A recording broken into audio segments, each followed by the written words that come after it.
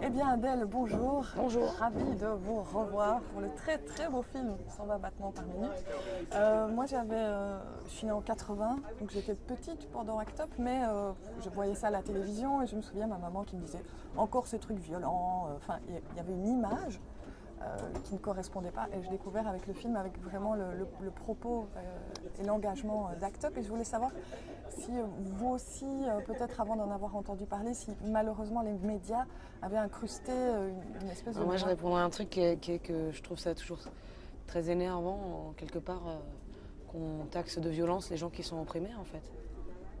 Parce que, en fait, la violence des puissants, elle ne se voit pas, mais elle est tout le temps présente, sous forme de barrière, en fait. Du coup, ça m'agace un petit peu quand on reproche à des gens qui n'ont que ça pour s'exprimer, pour qu'on les entende, leur dire ah bah quand même il y a des façons de dire oui, non en fait. Parce qu'il y a des choses que visiblement si on discute et qu'on est là vous et moi, oui, on se revoit dans un mois, bah en fait il y a des gens qui meurent, voilà, il y a des gens qui ont des vies qui sont broyées, tout ça. Donc c'est un cas de, moi je trouve par ailleurs que la violence d'Act Up est une violence très symbolique. Alors oui, on peut discuter de ce fait-là, et d'ailleurs c'est discuté dans les AG, on le voit dans le film et tout ça. Mais c'est une violence symbolique pour une violence réelle qui est faite à des gens qui sont en train de mourir, qui ne savent pas, qui ne savent pas de quoi. Bon, voilà. Donc je trouve ça totalement légitime. Et dans d'autres cadres aussi, si vous voulez. Je vais juste attendre que... Ouais, j'ai entendu. Ouais, c'est pas l'endroit idéal. Non, c'est pas l'endroit idéal. Voilà. Du coup, après, je trouve aussi que c'est normal qu'on... Enfin, ça fait partie de la façon dont c'est reçu. Je veux dire, c'est comme quand on parle des grèves. On dit toujours « Oh, ils sont encore en grève ». Mais attendez, moi, il me semble, hein, spontanément, dans ma pensée, 90% du temps, je me dis que les grèves sont justifiées. Après, il faut regarder le truc et tout ça, mais je me dis, si les gens se mettent en grève, c'est qu'il y a une raison, c'est que leurs conditions se dégradent. Je veux dire, c'est un engagement, la grève. C'est pas les gens qui se disent « Tiens, je reste au lit, je m'en fous, je travaille pas, je suis un feignant ». C'est ça qu'on essaie de faire passer un peu dans les médias aussi, que les gens qui s'engagent politiquement sont soit violents, soit c'est des feignants, parce que c'est des cheminots qui veulent pas aller bosser. Non, mais on parle d'une lutte sociale, là. Hein. Et c'est très important de recaractériser les choses. Parce que ça, c'est une arme aussi, de diviser tous les gens qui pourraient s'unir parce qu'ils ont un intérêt commun. Parce qu'on a un intérêt commun, avec 90% de la population a un intérêt au moins commun. Alors après, avec des divergences à l'intérieur de ça, etc. Mais quand même vers plus d'égalité, quoi. Ou vers plus, en l'occurrence là, je dérape sur les grèves ou les trucs comme ça, mais sur les... On a un intérêt commun et il y a un intérêt qui n'est pas du tout commun, mais qui existe et qui est de diviser, voilà. Faire en sorte que l'énergie se perde, se dissipe, et on dise « Ah oui, mais lui, il a plus ça, toi, t'as moins ça, et puis lui, c'est un feignant, et puis lui, machin. » Très énervant, c'est qualificatif. Et donc voilà. Donc moi, je pense que le mode d'action d'Act Up à ce moment-là est totalement justifié. En plus, il est réfléchi. C'est pas de la violence qui, on va dire, qui s'exprimerait pour rien, ou quoi. Et quand bien même, en fait. Et voilà. Et vous pensez que cette image négative vient d'une homophobie quand même un peu bien française à l'époque et toujours maintenant, hein. Quand on voit le mariage pour tous, ça on a un peu du mal à comprendre vu depuis la Belgique. Je sais pas.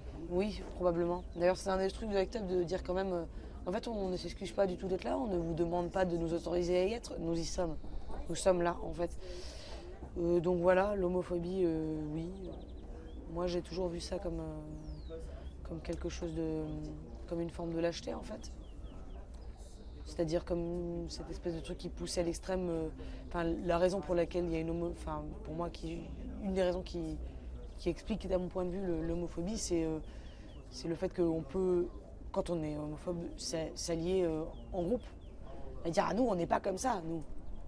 Donc, c'est un peu lâche, parce qu'on a du mal à se définir soi-même, ou qu'on a du mal à prendre sa vie en charge, et qu'on se réfugie dans des valeurs certaines qui ne sont même pas les nôtres. Après, peut-être qu'il y a des gens qui sont vraiment convaincus, je sais pas, mais j'ai l'impression que pour beaucoup, c'est juste une lâcheté, quoi. Voilà. Moi j'ai appris beaucoup avec le film sur tout ce qu'Act Up a fait, parce qu'après j'ai fait des recherches tellement le film m'a intéressé. C'était pas juste dire on a le sida, on est là, mettez des capotes, c'est aussi des actions hyper concrètes avec les laboratoires, Ouais. c'est de la justice. Bah oui, ça se voit dans le film, c'est pas... Enfin, je veux dire, l'action d'Act Up a été hyper importante. La pudibonderie qui régnait à ce moment-là et qui faisait que Ah bah non, hein, il faut pas dire que ouh, attention, on va avoir le sida si on fait l'amour, quoi. Genre c'est ridicule quand même quand on y pense. Comment le pouvoir public a résisté, les pouvoirs publics ont résisté au fait de faire des campagnes de prévention par pudibonderie, quoi.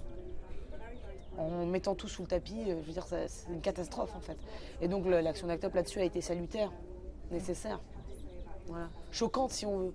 Moi je suis pas pour forcément choquer les gens, c'est pas l'unique façon de faire bouger les choses. Mais à un moment là c'est important de sortir de la mascarade, quoi. Parce qu'il y a quand même beaucoup de vie en jeu, quoi. Voilà. Moi, j'aime beaucoup la construction du film, Ouais. du scénario. Au départ, j'étais un peu perdue. Je me disais, est-ce que ça va être de la parlotte pendant 2h20 parce que je ne voyais pas très bien comment ça allait avancer. Et puis, j'ai trouvé ça très, très malin de prendre le large et d'aller jusqu'au au plus fin, au plus intime, au plus personnel. Je voulais savoir si sur le tournage, ça avait quelque chose de différent pour vous d'être dans un mouvement de groupe et puis de se rapprocher comme ça. Bah nous, moi, j'étais pas dans le focus, quoi, parce que c'est vraiment Nawel et Arnaud qui sont les rôles principaux de ça. Donc moi, j'ai vraiment vécu le truc comme un tournage collectif, quoi. J'ai pas une scène où on n'est pas à 25 dans la scène, donc voilà. Mais moi, je trouve aussi que c'est une grande force du film. Je pense que la force du film, c'est que justement, d'un côté, genre, si vous voulez, quand on nous présente le film au départ, on va se dire ah oui, alors on va pouvoir se positionner sur Act Up, savoir est-ce que je suis plus ou moins moi d'accord avec ce mode opératoire, tactique, politique, etc. C'est intéressant aussi, hein. Mais je trouve qu'à un moment, le film, sans jamais utiliser des fausses émotions ou quoi, en fait, c'est une lame de fond, quoi, qui emporte et qui devient hyper chaud. Et en fait, du côté politique stratégique, on arrive à la politique vécue, au mouvement politique.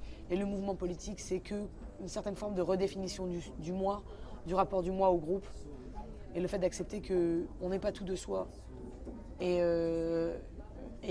en même temps, on est un peu des autres. Et il y a quelque chose qui nous traverse comme ça, qui est plus vivant que le côté très clos sur soi. Alors ça, c'est à moi, c'est mon corps, c'est ma maison, c'est mon machin, c'est ma pensée, c'est à moi.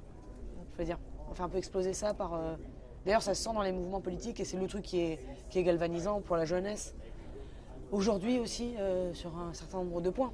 Je veux dire, dans les manifestations qui ont eu lieu à Paris, qu'on peut qualifier de violentes, etc., de la même façon, il y a, je pense, l'expérience de ça aussi beaucoup. L'expérience de...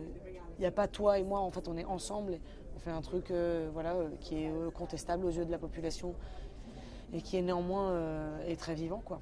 Donc voilà. Oui, le film est très vivant, c'est le mot. C'est le mot que j'ai ressenti, eu envie d'utiliser tout de suite, malgré la très très forte émotion que j'ai ressentie à la fin, évidemment.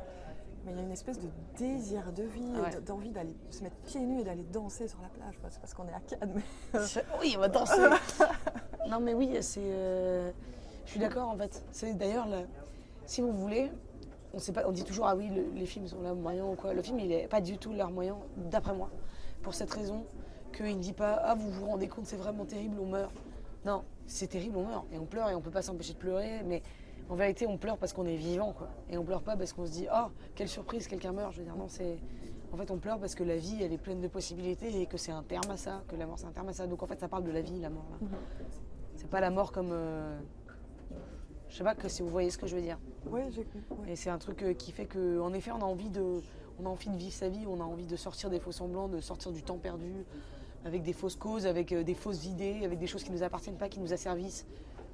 Des causes qu'on sert et qui nous asservissent au final parce que juste on ne les a pas réfléchis, que c'est l'ordre en nous qui s'est déposé, voilà. De tout envoyer un peu péter, de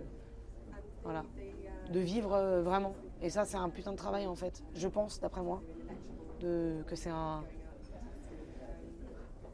Voilà. Il y a des choses qu'il faut pas. On a la responsabilité de sa vie, quoi. Le film est très digne aussi, hein. C'est pas des violons à la Tom Hanks, Philadelphia et tout. Non, il y a pas, et d'ailleurs c'est assez... Moi j'aime bien le côté, si vous voulez, dans les prises de parole collectives, il y a toujours un espèce de démasquage. C'est-à-dire on voit la personne qui est trop hystérique, mais en fait on la voit devenir trop hystérique.